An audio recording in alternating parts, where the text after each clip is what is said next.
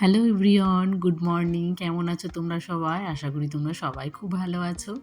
আমিও বেশ ভালো আছি। তো পিএসসি ব্লগে তোমাদেরকে সবাইকে আবার অনেক স্বাগত জানিয়ে ব্লগটা শুরু করছি। আশা রাখছি আজকের ব্লগটাও তোমাদের খুব ভালো লাগবে।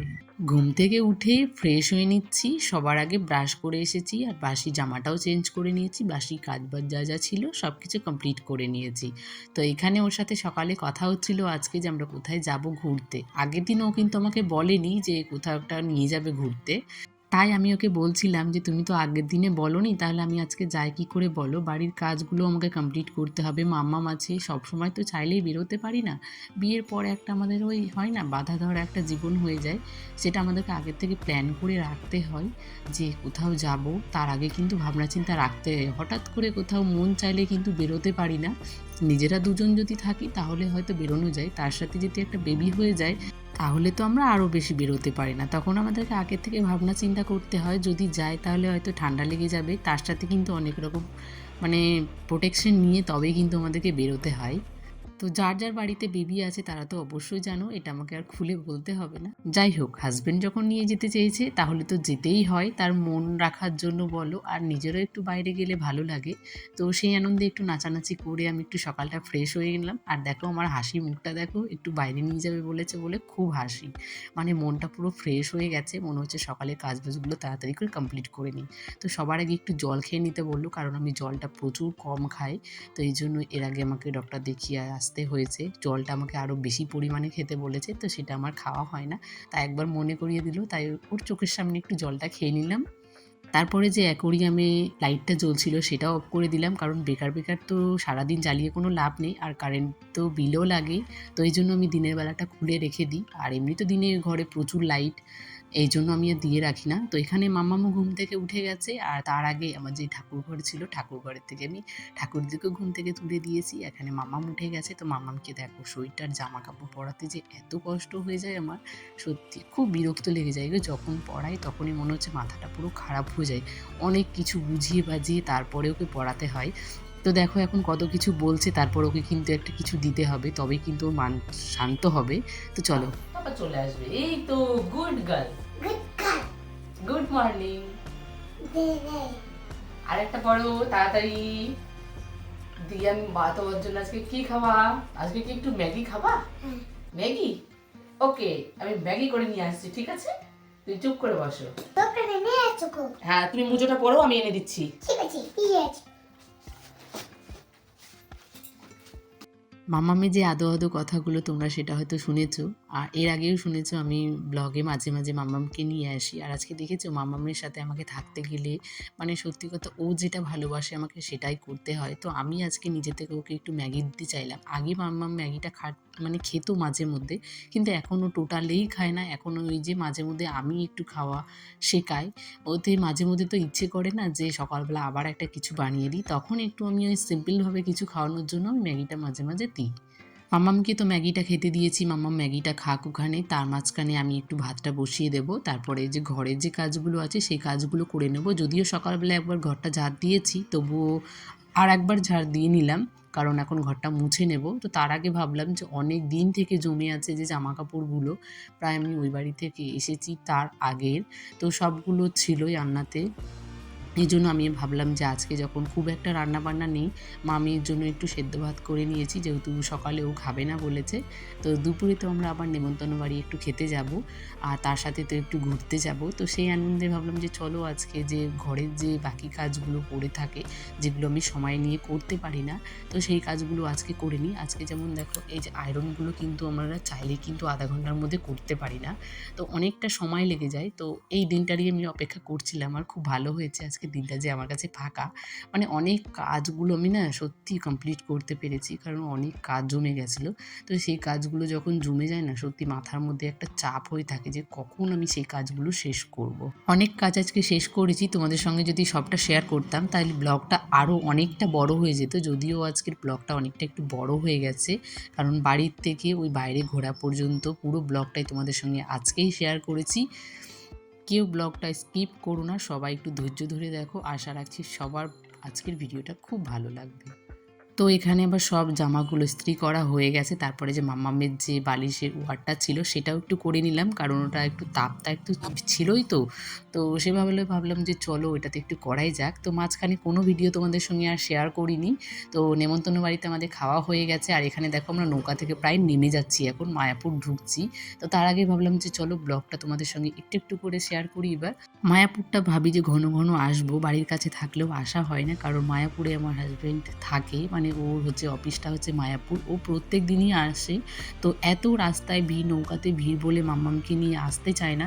তবুও আজকে আর একটা দিদি এসেছে, দাদা এসেছে, তার সাথেই কিন্তু আমরা এসেছি। একা একা আসলে না সেটা ভালো লাগে না, সবার সাথে আসলে কিন্তু অনেকটা মজা হয়। তো সেই জন্য আমাদের আজকে আসা হয়েছে। তো দেখো আমরা ইস্কন থেকে এখন পার হয়ে চলে যাচ্ছি, এখন আমরা ইস্কনের মধ্যে ঢুকবো না, যে আরও ওইদিকে যে মন্দির আছে সেই মন্দিরগুলো সে আমি বিয়ের আগে যখন বাবা মার সাথে এসেছি তখন আমি এসে দেখে গেছি। তো সেই জায়গাগুলো আজকে আমি বাইকে করে ঘুরবো।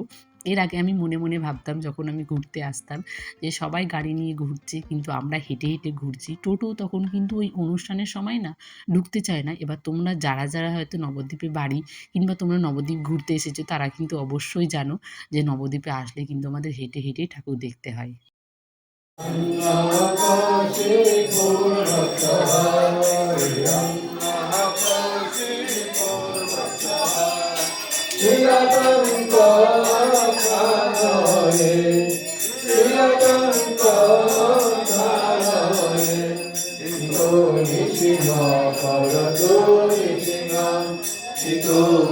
রাম রাম হরে হরে হরে কৃষ্ণ কৃষ্ণ কৃষ্ণ হরে হরে। এই জগন্নাথ মন্দিরে কিন্তু আমি বিয়ের আগে আসিনি, আজকে আমার ফার্স্ট টাইম। তো এসে আমার এত ভালো লাগছে, বিশেষ করে আমার যে ফুল বাগানগুলো আছে সেগুলো দেখে, তারপর জগন্নাথকে দেখে মনটা পুরো ফ্রেশ হয়ে গেছে, আর এত ভালো লাগছে, মনে হচ্ছে এইসব হচ্ছে শান্তির জায়গা। এখন একদিন আসি বলে কি না, ঠাকুরদেরকে দেখে ভগবান মনে হচ্ছে সত্যি সত্যি এখানে থাকে। তো সেটা দেখে না মনটা এত ভালো লাগে না, সত্যি বাড়ির কথা আর মনেই থাকে না যে আমরা বাড়ি থেকে বাইরে কোথাও এসেছি, মনে হয় এটা সবসময় নিজের জায়গা মনে হয়। আমি তো এই মন্দিরটা একটু ঘুরে দেখছিলাম আর আমার তো খুব ভালো লাগছিল। তার সাথে দেখো যে আশেপাশে যে এত ফুল গাছ দেখেই তোমার মনে হচ্ছে মনটা পুরো ফ্রেশ হয়ে যাবে। আর এখানে দেখো পার্কের মতো ছোট বাচ্চাদের খেলনাও অনেক আছে। তো সেখানে সবাই খেলছিল, তার সাথে কিন্তু আমিও একটু ছোট বাচ্চাদের মতো দেখো দোলনা কাটছিলাম। আমারও খুব ভালো লাগে এসব। তো ভেবেছি আমার ছাদের উপরে যদি আমি কোনোদিন ঘর করতে পারি কিংবা আমি যদি সিঁড়ি করতে পারি তাহলে কিন্তু আমি ছাদের উপরেও এরকম একটা ব্যবস্থা রাখবো। মানে হচ্ছে এই দোলনায় বসে চা খাওয়া, একটু বসে থাকা, একটু রোদ পোহানো, এসবগুলো আমার না খুব ভালো লাগে। আর এখানে এত রকমের গোলাপগুলো দেখে না সত্যিই মনে হচ্ছে যে কি বলবো তোমাদের, আর আমার বলার মতো সত্যিই কোনো ভাষা ছিল না যে আমি তোমাদেরকে বলবো। আর মামামকে দিয়ে দেখো আমি এতটা খুশি ছিলাম যে আমি কি করব বুঝতে পারছিলাম না। মানে এখানে যে গোল্ড রাউন্ডটা দেখতে পাচ্ছ, এখানে যারা কিন্তু মালা করে মানে জব করে তাদের জন্য কিন্তু 108টা গোল করে রাখা হয়েছে। এখানে এসে তুমি দাঁড়িয়ে মালা করতে পারো, মানে যারা যে মালা করে তাদের জন্য এটা বিশেষ করে খুব ভালো। তো আমরা আর ওখানে চড়িনি, যেহেতু আমরা তো সেই পুণ্যিটা এখনও করতে পারি না। আমরা ওই নিজের মতো থাকি, খাই দাই, ঘুরি, আনন্দ করি, এটাই হয়, কিন্তু আমরা ভগবানকে তো ডাকি না। তো সেখান থেকে আমরা ঘুরে আবার বেরিয়ে চলে এসেছি, এই যে ইস্কনের ভেতরে এবার ঢুকেছি।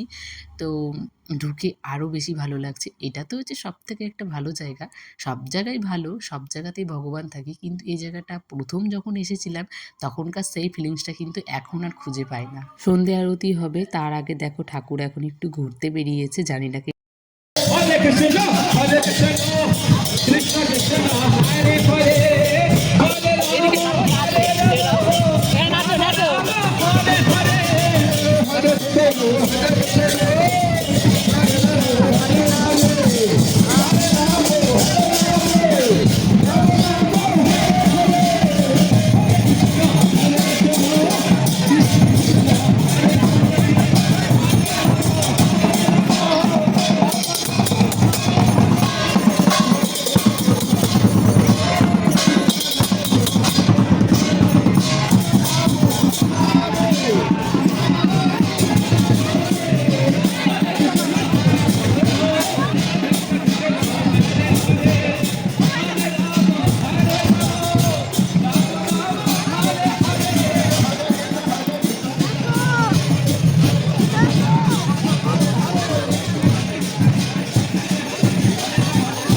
লোক দেখো।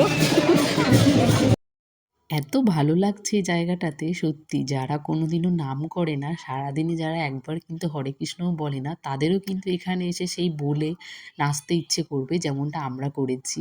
মানে আমরা তো সারাদিনে বাড়িতে সেভাবে করাই হয় না, তো এখানে আসলে মনে হচ্ছে না সত্যি আমরাও সেই জায়গায় চলে আসি, এমনটাই মনে হয় আমাদের। নবদ্বীপে যখন এসেছি তার সাথে যে আমি বজরংবলীর সঙ্গে দেখা করব না তা তো হতে পারে না, তাই একটু বজরংবলীর সঙ্গে দেখা করে তারপরে একটু আমরা এখন চা খাবো, দিয়ে বাড়ি চলে আসবো।